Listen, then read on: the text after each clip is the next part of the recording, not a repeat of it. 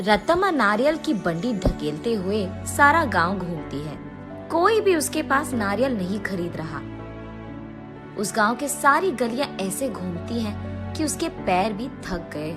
का बेटा, माँ भूख लग रहा है माँ, ऐसे पूछने पर उसे रोना आ जाता है और रत्तम्मा को पता नहीं चलता कि वो क्या करे।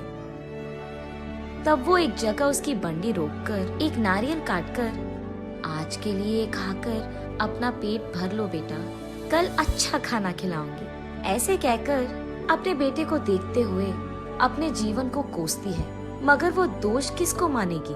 रत्तम्मा को समझ में नहीं आता। एक समय में रत्तम्मा बाकी गांव वालों की तरह ही छोटे मोटे कूली का काम करती थी, लेकिन उसे लगता है कि उसे उसका मेहनत का फल नहीं मिल रहा। इसी दुख में वो दिन गुजारती थी। कुछ ही दिन पहले रत्तम्मा का पति पी पी कर मर गया। घर के सारे पैसे वो अपने दारू में लगा दिया और घर में एक फूटी कौड़ी भी नहीं है। इसीलिए रत्तम्मा को क्या करे ये पता नहीं चल रहा था और उसे इसी बात का डर था कि वो अपने बेटे को कैसे पढ़ाएगी। एक दिन वो अपने घर के बरामदे में बैठकर यही सोचती रहती है कि वो पैसे कैसे कमाएगी। तभी फैसला करती है कि वो एक छोटा सा व्यापार करेगी। इसी सोच में वो जब सर उठाकर ऊपर देखती है, उसके घर के ठीक सामने मौजूद एक नारियल का पेड़ उसे नजर आता है। तब वो फैसला करती है कि वो नारियल बेचेगी। उसके फैसले के अनुसार ही वो अगले दिन उस गांव के जंक्शन के बीच में नारियल का एक छोटा सा बंडी लगाती है। लेकिन तब तक उसी जंक्शन पे दो और ऐसे व्यापारी थे जो नारियल बेच रहे थे। उन दोनों के वजह से रत्तम्मा का व्यापार ठीक से नहीं चलता है।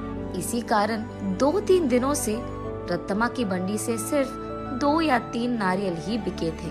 बाकी सारे वैसे के वैसे ही रह गए।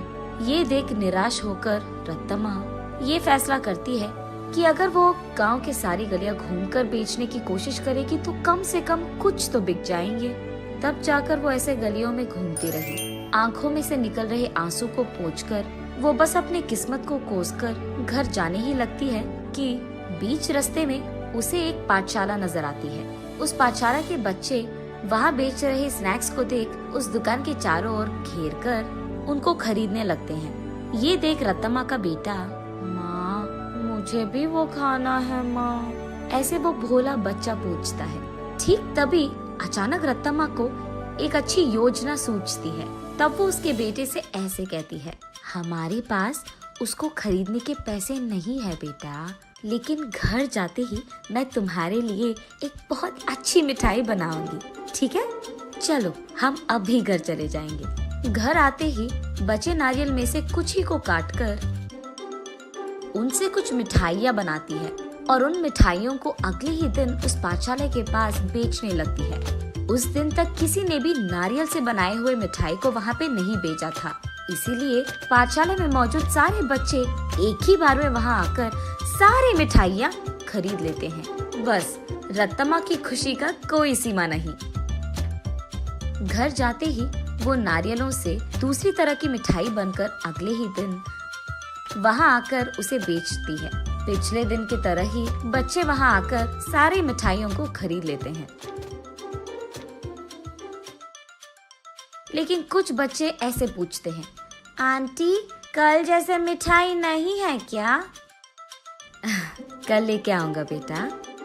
ये कहकर घर पहुंचते ही अगले दिन के लिए नारियल से ही 2-3 प्रकार की मिठाइयाँ बनाती है।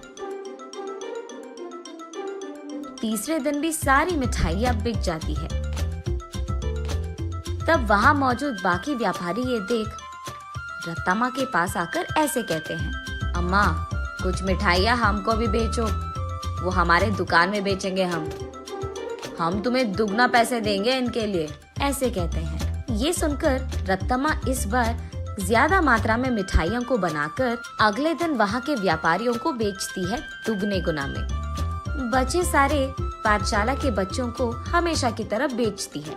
ये देख बच्चे सारे वापस रत्तम्मा के पास ही मिठाइयाँ खरीदते हैं। ये देख बाकी व्यापारी रत्तम्मा से ऐसे कहते हैं, तुम अगर ऐसे ही हमारे बगल में दुकान लगाकर वही मिठाइयाँ कम दाम में बेचोगे तो हमारा धंधा कैसे चलेगा मैम? अगर तुम्हें बेचना है तो हमारे ही दाम पे बेचना होगा। तब रत्तम्मा, लेकिन बच्चे इतने दाम पे कैसे खरीदेंगे? उस सब से हमारा कोई लेना देना नहीं। अगर यहाँ धंधा करना है तो हमारी सुनो, वरना यहाँ से निकल जाओ। ऐसे कहते हैं। ये सुनकर रत्तम्मा उसके घर पहुंचकर बहुत सोचने लग जाती है। अगले दिन वो उस पाठशाला के पास एक बड़ा सा मिठाई का दुकान ही खोल देती है। उसमें सिर्फ नारियल से बनाई हुई मिठाइयाँ ही बेचती है। अब रत्तम्मा को किसी से कोई लड़ाई करने की जरूरत नहीं पड़ेगी। दूसरी तरफ रत्तम्मा की तरह नारियल से मिठाई बनाकर बेचने वाला उस गांव में और कोई नहीं था। अब इस कारण रत्तम्मा के मिठाई का दुकान सिर्फ बच्चे ही नहीं बल्कि सारा गांव जाता था। कुछ ही दिनों में रत्तम्मा अमीर बन जाती है और उसी पाठशाला में वो अपने बेटे को पढ़ाती भी है। ऐसे प्यार से वो उस नारियल के पेड़ को हर रोज पूछकर पानी डालती थी।